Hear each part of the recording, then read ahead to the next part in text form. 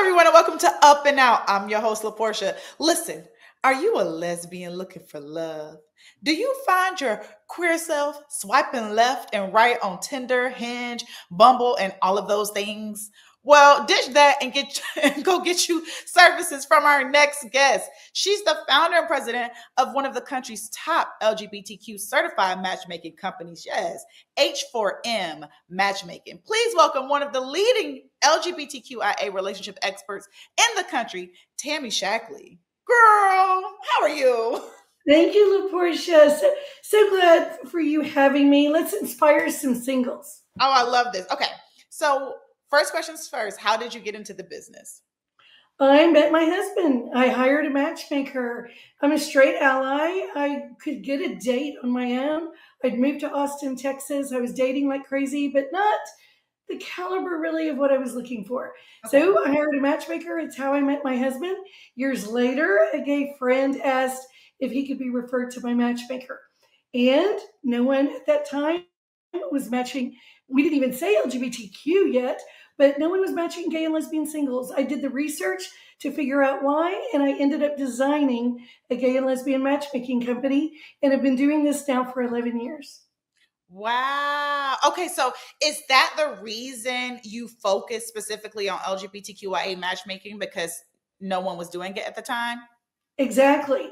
And to me, the industry of certified matchmakers, it's a very small industry. And I couldn't understand why they weren't doing the research to serve this community, that marriage equality was coming. That was obvious to everyone. So when the gay and lesbian singles, now LGBTQ, really want a marriage, children, some traditional family even, what was interesting is that nobody would talk to them. There was no one to refer them to. Wow. And I kept digging in as to why. And it led to them designing a company for them, by them, that would be straight ally owned and operated. I really, really respect that, Tammy. I really respect the foresight, the vision there, and obviously the allyship because like you're creating long-lasting love that will last literally for generations. So what is the number one problem you find people are having when searching for love right now, specifically in the LGBTQIA community? If they're online, and almost everyone is, they've tried it or they're trying it, maybe they're on multiple apps or sites, and they're wasting time.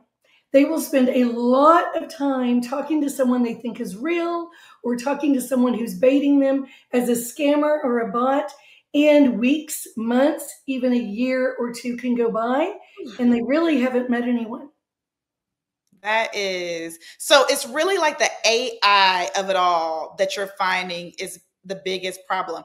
Okay, so quick question. Do you think that maybe it's also just a plethora of options? Like people always feel like, oh, the grass is greener over here because you can constantly scroll and swipe left and right on all of these sites. Sometimes it makes you feel like you have more options than you actually do. And not all of those options are real. And it sounds simplistic, but think of it this way. These are tech companies, and their goal is for you to be an engaged user and stay an engaged user to help with the value of their company. Matchmakers want you to get engaged. We want you to close your file, that you've met your successful, compatible, sustainable partner. And so our goals are different, whether it's offline or online, the goals are different. We really want you to get married if that's what you want. Yeah, I totally hear what you're saying, the engagement of it all, staying there. So what makes someone a great client for matchmaking? Such a good question. Those that have an open mind, Okay. an open heart, and they believe they are going to meet their person, that their person is looking for them too, whatever that looks like. And so open mind, open heart, believe your person's out there. I have Yeah. interviewed thousands of singles for the last 11 years, coast to coast in the US and in 23 countries. And they all say the same thing. They're looking for someone kind and Yeah. compatible to share their life with. Okay, so on the flip side of that, Tammy, what makes someone not a great candidate? If you're like, hey, you need to hold back a little bit, you're not quite ready yet, you wasted my time and your money because you're a busy woman. Right. There's a difference between wanting immediate gratification or just the fun of dating. I Yeah. don't judge based on that. And someone who's really ready, relationship ready, and ready for a committed long term relationship. So those are two different people. But the most restrictive ones are the ones kind of shooting themselves in their foot Mhm. when they have to live within 100 miles, when they have to be between 5'11 and 6'2, when they have to be no more than 2 years older, 3 years younger. You know, those restrictive parameters are really helping you rule people out, not rule people in. I'm so happy you said that because one, yeah, if you're just looking, to get your rocks off right now, maybe this isn't for you. Go have your fun and come back to me when you're done with that part of it.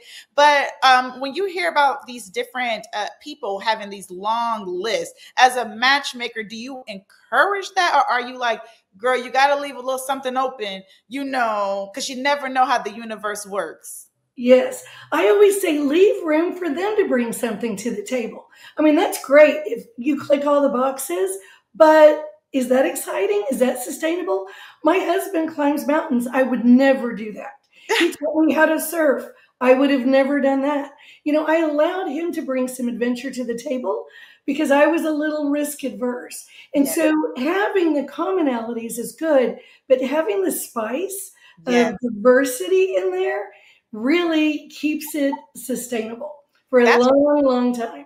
that's what I'm all about. I do believe that in a lot of ways, opposites attract. We can have the same values, but I love to know that you could bring something else a little to the table that I never thought about. So, what is one of your greatest matchmaking love stories? Oh gosh, they gave me permission. I never tell stories about my clients, but they gave me permission. So we introduced two men out in California. One is half African American, half Taiwanese, Okay. big guy, higher education, very impressive. The other is Caucasian and Jewish, also big guy. I learned they wear the same size shoe. The point is, these two men both had an open mind about diversity, ethnicity, but they both had a lot in common when it came to the quality standards, ethics, values, even how they were raised. And so it was the first match for one, it Yeah. was the seventh for the other, Oh wow. and I never had to introduce them again. And we received gifts from their wedding after they were married. I love that. Listen, Tammy, I would love for you to have a matchmaking show on our network, and I would love to host it. So let me tell you something. If you ever want to shoot a pilot, girl, call me and my agent, and we will talk. Okay, so thank you so much for joining me today. I cannot wait to have you back on, and you definitely need to talk to some of my coworkers because I would love to see them get matched. Okay. Absolutely my treat.